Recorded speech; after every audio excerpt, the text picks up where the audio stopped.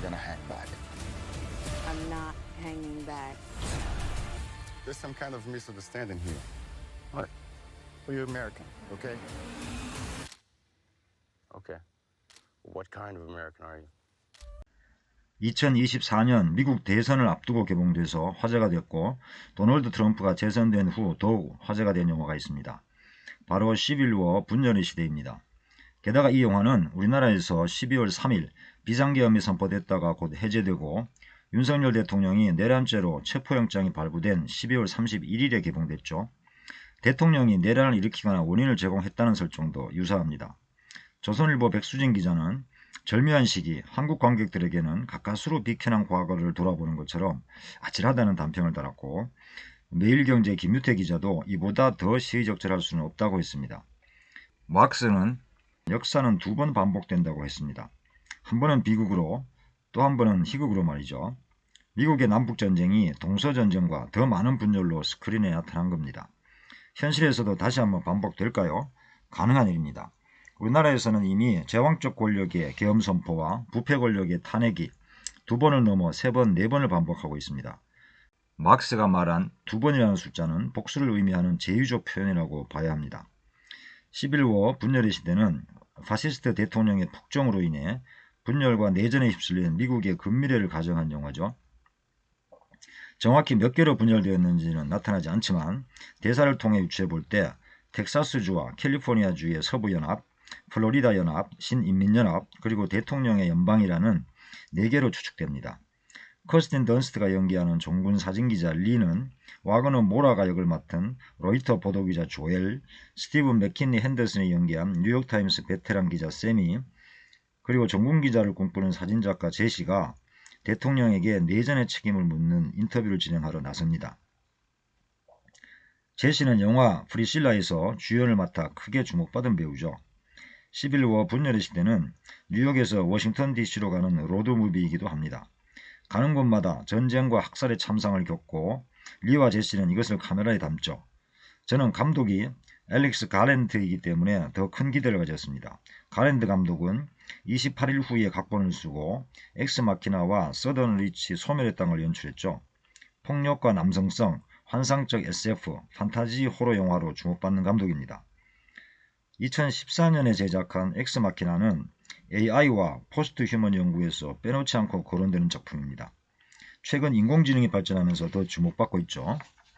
유능한 프로그래머 칼렙이 매혹적인 AI 휴머노이드 에이바의 인격과 감정이 진짜인지 아니면 프로그래밍 된 것인지를 밝히는 테스트를 진행하다가 혼란에 빠지게 되는 영화입니다. Are you building an AI? Hello. Hi. I've never met anyone new before. Have you? None like you. You've never been outside this building. We could go together. Did you program her to flirt with me? What do you think about me? You have to help me. 2018년 넷플릭스에서 제공한 서던 리치 소멸의 땅은 5명의 탐사대가 의문의 격리구역 쉬머에 진입해 모험을 하는 판타지 어드벤처 호러입니다. 쉬머는 지구의 모든 생명체를 위협하며 점점 영역을 확장해 나가고 탐사대는 그곳에서 끔찍한 현실을 마주하게 되죠.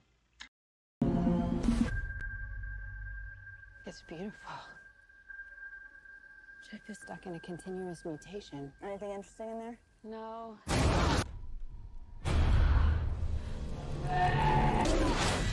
It's destroying everything. It's not destroying. It's making something new. 두 영화 모두 상상력과 영상미가 뛰어날 뿐 아니라 갈등과 심리도 훌륭하게 묘사합니다. 11워 분열의 시대의 특징은 크게 4가지로 볼 수 있는데요. 첫째, 장면과 배경음악이 어울리지 않는다는 것이고, 둘째, 배경지식을 제공하지 않는다는 것, 셋째, 무장한 사람들과 군인의 소속이나 정체성을 쉽게 알 수 없다는 것, 그리고 마지막으로는요, 자신의 죽음은 두려워하면서도 다른 사람의 죽음에는 무감각해진 듯한 등장인물과 카메라의 시각을 통해 이질적인 공포감을 느끼게 한다는 것입니다. It's a war film in the apocalypse now mode.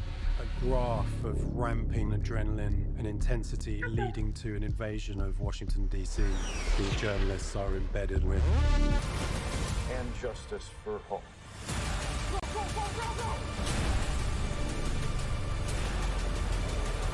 조선일보 백수진 기자에 따르면 이 영화는 전투 장면을 사실적으로 그리기 위해 공을 많이 들였다고 합니다. 미 해군 특수부대 네이비실에서 복무한 베테랑이 기술 고문으로 참여했고 후반엔 실제 전직 군인들이 출연해 전쟁의 공포를 현실적으로 전합니다. 촬영도 카트나 트랙 같은 구조물을 설치하지 않고요.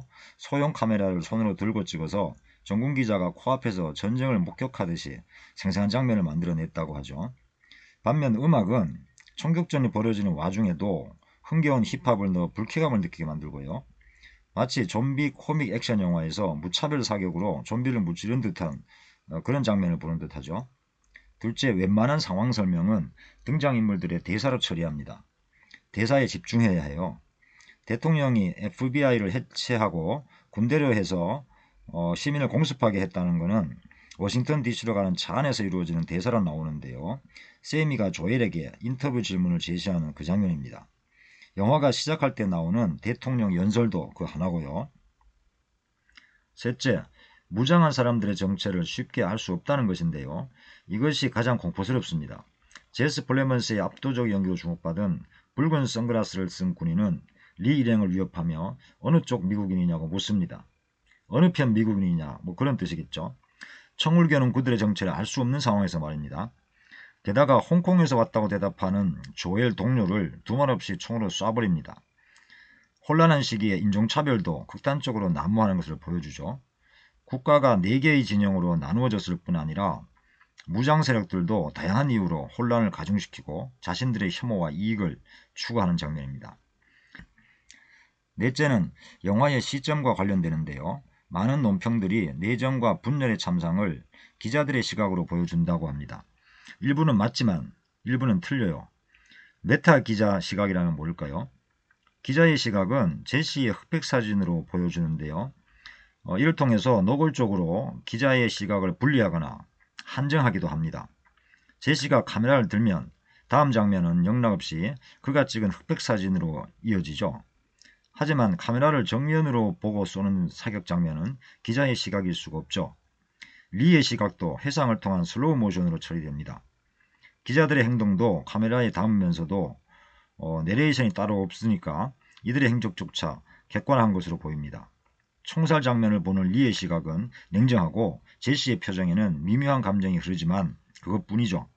게다가 리는 표정이 잡히지 않을 정도로 멀리 떨어진 건물 옥상에서 내려다봅니다.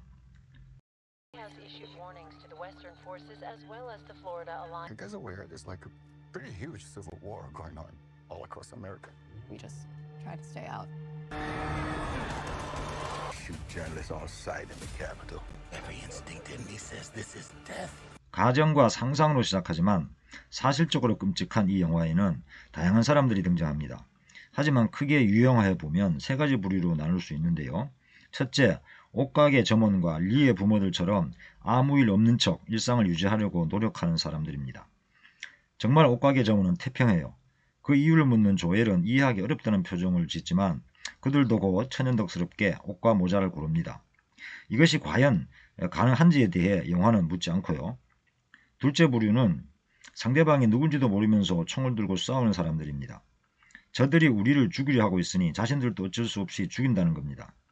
보도기자답게 조엘은 옷가게 점원에게 물었듯이 총 쏘는 사람에게도 묻습니다.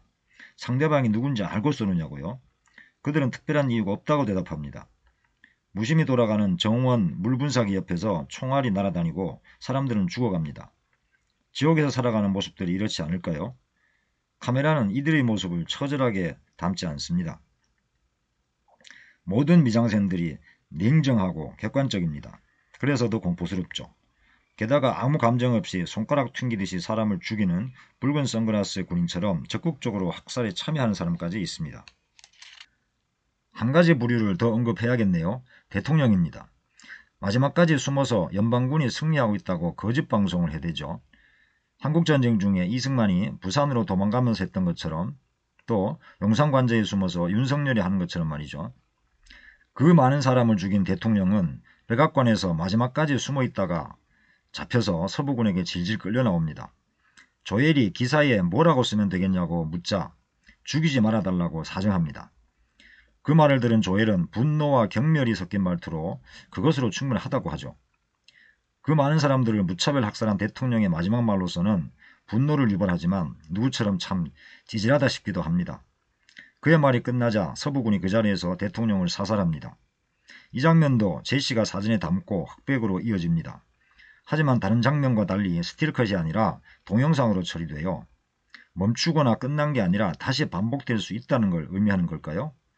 아니기를 바랍니다. 시네플레이의 최하영 기자도 감히 국민에게 총뿌리를 겨눈 국가 원수의 최후는 이라는 제목으로 리뷰를 썼습니다. 제시가 찍는 흑백 사진은 기록 영화의 느낌을 줘서 전쟁이 벌어지고 있는 영화 바깥의 현실을 떠올리게 한다고 하면서 말입니다. 한편 버라이어티지의 피터 데브레츠는 분쟁의 원인이 모호하게 처리된 것은 우리가 보고 있는 상황을 해소할 방법이 없다는 걸 의미한다고 합니다. 이때 미국인을 말하는 우리는 지금 영상을 제작하는 저나 한국에서 영화를 보는 한국인들에게는 한국인인 우리를 의미하겠죠. 영국 가디언지에서 아드리언 호트는 휴대전화 서비스가 없고 아무도 인터넷을 사용하지 않는다면 이들이 쓰는 기사와 찍는 사진은 과연 누구를 위한 것일까 라고 물으며 영화의 설정을 비판하기도 합니다. 하지만 몰입감 있으면서도 냉정한 전쟁 영화라고 높게 평가하기도 하죠. 이탈리아 영화 전문지 치약에서 클라우디아 지안파올로가 밝혔듯이 실제 이 영화는 A24 제작사 영화로는 이례적인 기록을 세웠습니다. 흥행 수익이 초기의 최대 예상치인 2천만 달러를 훌쩍 넘어서 개봉 3일 만에 이미 2,570만 달러였으니까요. 특히 서부군이 직접 등장하는 로스앤젤레스와 엘파소 같은 도시에서 더 좋은 성적을 거뒀다고 하죠. 한편 독일 영화 전문지 에페데에서 바바라 슈바이츠호프는 다른 시각에서 재밌는 분석을 내놓았는데요. 영화에서 서부군은 이른바 캘리포니아주와 텍사스주로 구성되어 있습니다. 캘리포니아는 흔히 푸른 캘리포니아로 불릴 정도로 민주당 지지도가 높은 진보적인 주인 반면에 텍사스는 붉은 텍사스라 불리며 공화당 지지도가 높은 보수적인 주입니다. 이들이 단일 연합군을 형성하는 것은 비현실적이기 때문에 영국인 감독이 미국에 대해 전혀 이해하지 못하는 것이 아니냐는 의문이 제기되기도 했죠. 그러나 슈바이츠호프는 바로 그렇기 때문에 이 영화의 설정이 더 가치가 있다고 합니다. 붉은 주와 푸른 주의 대립을 피함으로써 오히려 영화가 어느 한쪽 편을 들고 있다는 비판을 막으려는 의도적인 설정일 수 있다는 건데요. 하지만 여기서 한 걸음 더 나아갈 필요가 있습니다. 가랜드 감독은 연방 대통령의 연설 장면을 통해 트럼프를 빗대기도 하고 대사를 통해 연방정부의 반민주적 행태를 히틀러나 무솔리니, 차우세스쿠 등의 독재자들과 동일하게 취급합니다. 이를 통해서 파시즘적 정치에 대한 반대 입장을 분명히 하고 있다고 할 수 있습니다. 오히려 극단적인 분열과 잔혹한 난세의 원인이 바로 이러한 파시즘적 정치에 있다는 것을 간접적이지만 명확하게 드러낸다고 볼 수 있지 않을까요? 비상계엄과 탄핵으로 이어진 지금의 상황도 그렇지만 과거 우리나라의 역사를 보더라도 정치사회적 혼란은 대체로 권력을 가진 자가 그 권력을 강화하거나 불법적으로 유지하려 할 때 발생했습니다. 저항은 그에 대한 반작용이자 혼란을 정상상태로 되돌리려는 것이거나 더 나은 사회로 나아가려는 것이었죠. 잘못된 시간, 잘못된 장소에 있었기 때문에 불행해진 사람들보다 중요한 시간, 권력 있는 자리에 잘못된 사람이 앉아 불행해진 역사와 민주주의의 문제가 더 심각하다는 것을 우리는 목도하고 있습니다. 11월 분열의 시대의 혼란과 참상이 실제 우리나라에서 일어나지 않도록 간절히 바랄 뿐입니다. 시청해주셔서 감사합니다. 영화평론가 정비영기였습니다.